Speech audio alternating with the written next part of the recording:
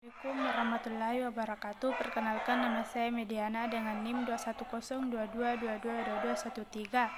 Saya akan memaparkan PPT tentang dampak digital governance dengan kinerja organisasi yang lebih efektif dan efisien.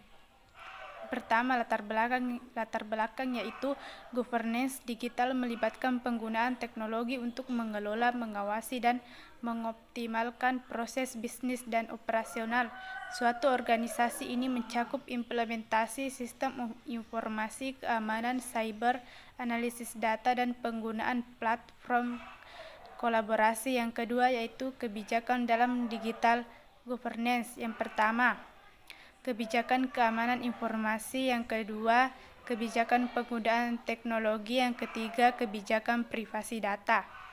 Yang ketiga yaitu governance digital efisien. Yang pertama, kolaborasi antar instansi. Yang kedua, penggunaan data secara cerdas. Yang ketiga, partisipasi masyarakat. Selanjutnya yaitu manfaat governance digital. Yang pertama yaitu optimisasi proses bisnis. Yang kedua, akses informasi yang lebih cepat. Yang ketiga, transparansi dan akuntabilitas. Yang keempat, kolaborasi yang ditingkatkan. Adapun prinsip-prinsip dampak governance terhadap kinerja organisasi yaitu yang pertama, transparansi, kedua, partisipasi, yang ketiga, akuntabilitas, yang keempat, responsif. Adapun dampak positif digital governance terhadap kinerja organisasi yaitu yang pertama, pengambilan keputusan yang lebih baik. Yang kedua, manajemen risiko yang lebih baik. Yang ketiga, pengalaman pelanggan yang lebih baik. Adapun dampak digital governance yaitu yang pertama, peningkatan keamanan cyber. Yang kedua, peningkatan pengambilan keputusan. Yang ketiga, peningkatan efisiensi. Yang keempat, kepatuhan terhadap peraturan.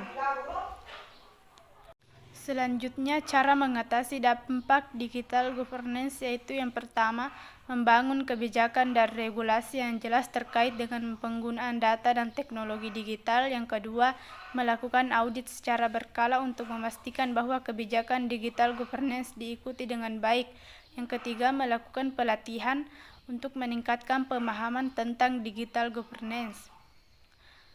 Adapun selanjutnya yaitu aspek keamanan data digital governance. Yang pertama, inskripsi data. Dua, autentikasi dan otorisasi. Yang ketiga, cadangan dan pemulihan. Adapun teman-teman yang bertanya yaitu yang pertama, rahmatullah, bagaimana implementasi digital governance mempengaruhi efisiensi operasional dalam organisasi. Yang kedua, amal hidayat, apa saja indikator kinerja utama KPI yang dapat digunakan untuk mengukur efektivitas digital governance dalam meningkatkan kinerja organisasi. Yang ketiga, Nabila Safitri, bagaimana digital governance dapat meningkatkan transparansi dan akuntabilitas dalam proses pengambilan keputusan organisasi.